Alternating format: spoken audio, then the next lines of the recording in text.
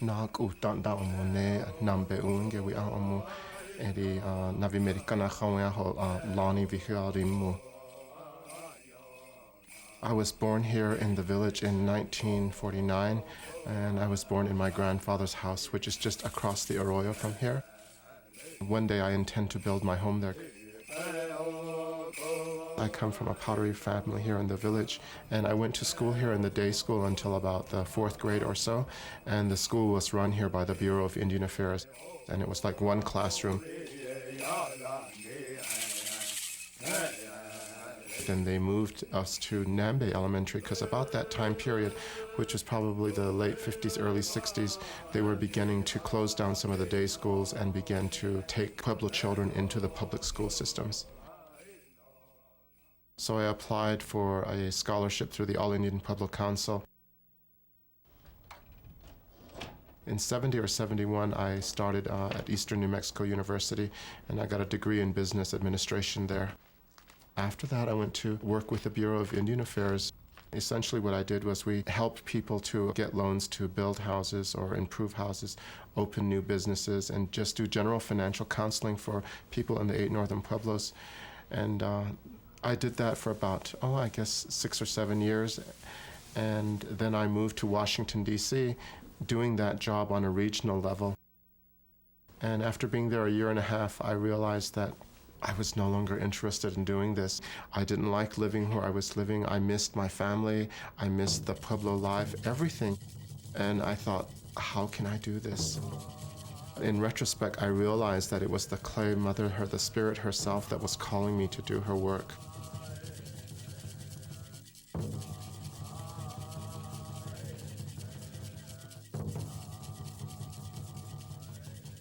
And then I said, well, unless you let go of what you have now, you're really not going to find out what it is that you want.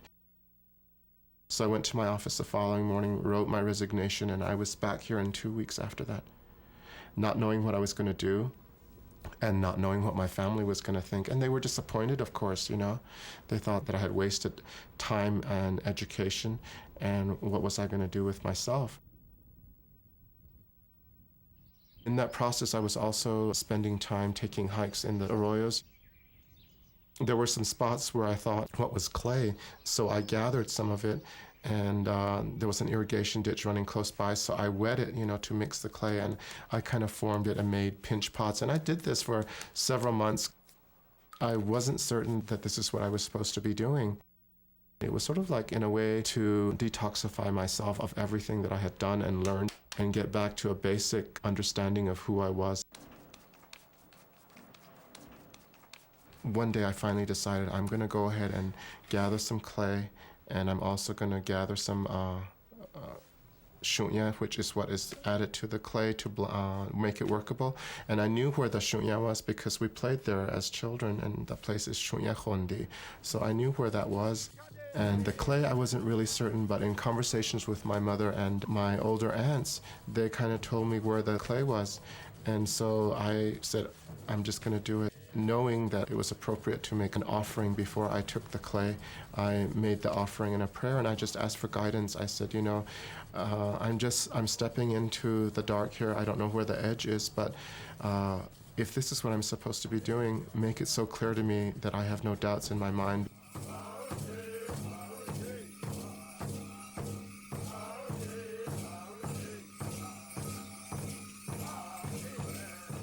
I didn't know exactly how to do it. I mean, I had some idea that you combine the materials together, the clay and the shunya, but I didn't know the proportions or anything like that. So I just started by, I guess you could call it experimentation, and just praying all along, asking for the guidance to do the right thing and to be guided. So slowly but surely, over a 5-6 year period, I learned how to do all of these things. And although there were people that I could have gone to ask for help, I felt like I had the knowledge in my own self. I was carrying it as part of my own genealogy. I used various bukis, and this is described as a buki, and this one is made out of clay. But I also used baskets. Also, this is the lid to a wok, which is one of my favorite. I enjoy using this as a buki, which is a base to build from. And then this is an Afghani basket, and often what I do is this will make an impression on the base of the pottery, and what I do is instead of scraping it off, I just gently scrape some of it but leave the pattern of the basket on the pottery, and I love the way that looks. And this is a little bit of sand that I just put a little bit of sand on the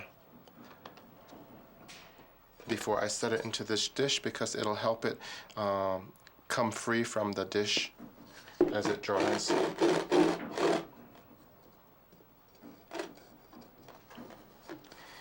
it gets a little dusty, so we have to sprinkle here.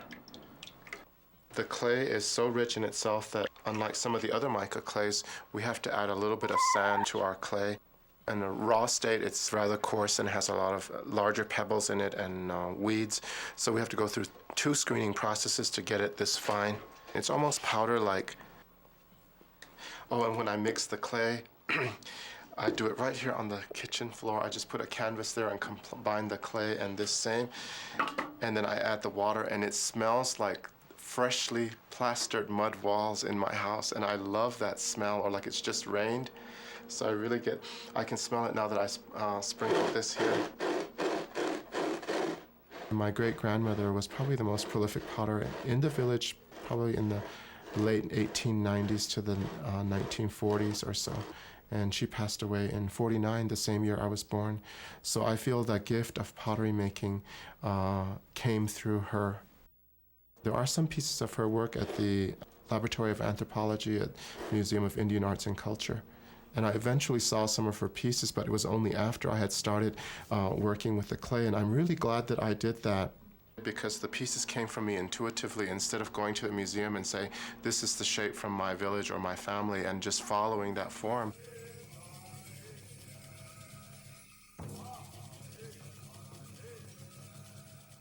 There's various ways of coiling, and what I like to do is, instead of coiling it on a flat surface, I just coil by taking the piece of clay between my 2 hands and just sort of squeezing it into a coil. Since there have been such an interest by people outside of our community for collecting pottery, while it continued to still be used in our communities, I think primarily women were responsible for making the clay, and perhaps there were men who designed. So I know that I was called by the clay spirit to do her work, and I have no hesitation or no doubt about doing the work. And in addition to that, gui semba omu. And so in the past, Nengquis were often the best potters in their villages. And so being gifted with both the female and male spirit, I feel very comfortable in doing the pottery making. And the clay itself has just such a wonderful feeling. It reminds me of when I was a child and we would walk after a big flood, and there was this really smooth layer of clay, and it just gets in between your feet. And that's how this feels, and especially the same way when I mix the clay, because I often do it. I take my shoes off to mix the clay in the summer. And even my grandmother's brother and sister, when I first started working on the pottery, they called me over, and I was kind of concerned about what they were going to tell me. So they talked to me, and they told me that they were happy that I was doing it, but they also told me that the knowledge is very sacred, it's valuable, and it has to be guarded with your life, you know, and a lot of it is secretive. So if you have put your hands into it, the responsibility lies with you to take care of it, and don't misuse it or hurt it in any way. And including if you take it and tell other people how to do it, you're responsible if they misuse it or hurt it. So after they both finished their conversations with me, each at separate times, my great-aunt gave me 3 of my great-grandmother's polishing stones, which belonged to her great-grandmother, according to the story that she told me. And then my great-uncle gave me a can of the micaceous slip that we use to give the exterior coloring of the pottery.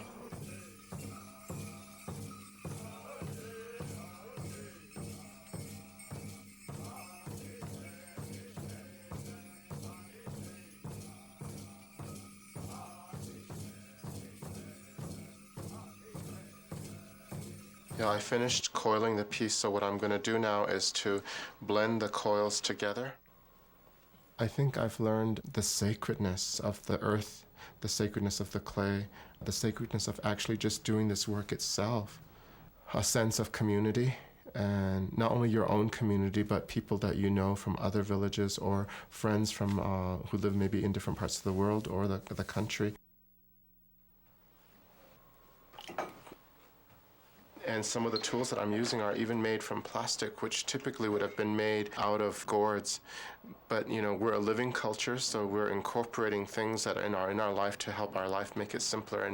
And if it works, it can be used as long as it benefits and supports the culture, including not only tools but ideas.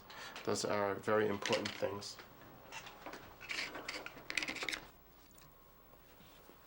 I know that I want the clearest energy that I can provide. And so that means I want to be clear and in a good space when I'm making the work, because what comes out of my hands and into these pieces is what they become. So when they're in someone's home and they're feeling, you know, this feeling in their house, I want it to be a good feeling. And often there is a question about, well, how do you value your work? Or someone would say, well, I didn't realize that the work was that expensive. We've invested just as much time as an attorney, a doctor, any other person. For that reason, I feel like we can charge the prices that we do. It comes from a basis, I feel, of bartering. And in this case, instead of bartering for other products, you're bartering for currency or for money, which helps you get the things that you normally might have bartered for. Like my great-grandmother and the way she traded for food, material, and other things that she needed. That's how they made some of their living, you know, from pottery making, and they would take it and trade it down in the lower Nambe area, which was a primarily Hispanic community, and they went all the way to Pewaukee, Hakona, and all the way to San Ildefonso, because people there too were buying her cooking pots and serving bowls. So on their journey, it maybe took several days. They'd stay at friends' houses and they would come back with whatever they traded for: cloth, groceries, or maybe money, if anyone had any money then. Since we exchange it for money, there's ways that I can turn that money and give it back into the community in cultural ways that support cultural ways, not only here, but other villages as well. It's a gift that I have that has helped me to support my family. So it's really an exchange, the way I see it. Just the feel of it is very soothing, you know, it feels so wonderful. And often the sound, especially the big pieces, as I would be working on it like this, you know, sometimes it go boom, boom. It's almost like a heart. You can tell like it's coming to life.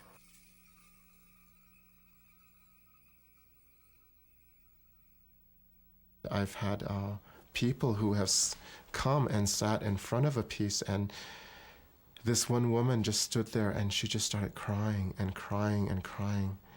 And other people have just, you know, they're just so marveled. I can just see their eyes, the way they feel. It's almost like they're seeing someone familiar.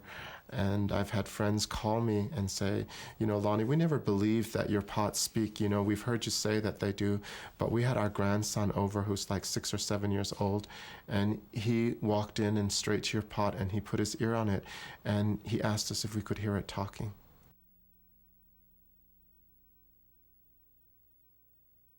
The firing, it's so critical, and I feel it's a part of the process that I don't allow anyone in on, including my family, because it's so important to focus on that time, because you could lose months of work all in 5 minutes into the fire if you're not careful what you're doing. The black is achieved in a reduction firing, in which you take the oxygen out of the fire, and these orange-colored ones are from the open with a rich oxygen firing. And the markings on them are called fire clouds. And this is what designs these pieces. Since I don't physically design them, the fire does the designing on its own. Many of the people who collect my work are professionals who work in places where they're not even touching the earth. You know, maybe they're doctors, lawyers, people who are in science and other things. And somehow I think the pieces give them a sense of the earth. And I think people are hungry for that. I know that when I lived in Washington, D.C., I really missed open ground. and seeing the mountains, because everything was covered with either grass, concrete, asphalt, and here we're so used to seeing the ground and stepping on it. And if I found a bare spot of ground, I would take my shoes off and I would stand on it. And I'm just compressing the clay here so it gets a strong rim. Often we go even against our own feelings, and I think that that's part of the unhappiness in the present society, because people aren't making the choices they want. So we can choose to use material things to substitute for that, but they only last for the moment. And you acquire it and that feeling is gone very shortly, but the hollowness is still there. I think that's true of everyone's life, you know. You can ask and you can be guided, and there's always signs along the way. And sometimes they don't come right away, but you have to have the faith, you know, just the trust that you're doing the right thing. And somehow I think we always do somehow really know whether it is or isn't right for you. And I think that's the important thing for young people to understand, that what it is you decide to do, let it be the thing that you enjoy the most, that it's a game, that it's playing, that it's really, it's not work, but it's really a wonderful game that you play. If this ever becomes work, I'm not sure that I can continue to do it. It's a way of cultural preservation. It's the way we identify ourselves. I mean, tribes in Central and South America, even by the way they dress, the way they design their clothing, people recognize which village they're from.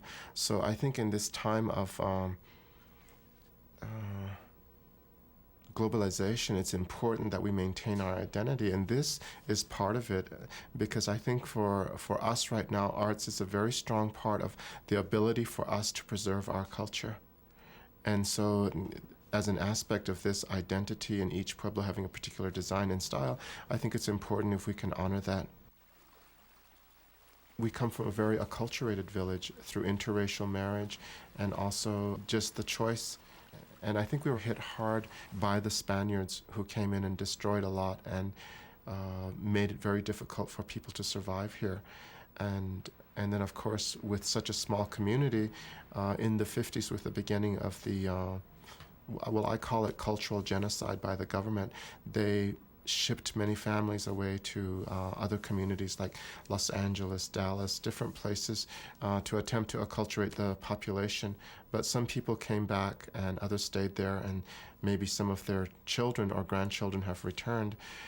And so I feel like by being here and having stayed here, and the fact that I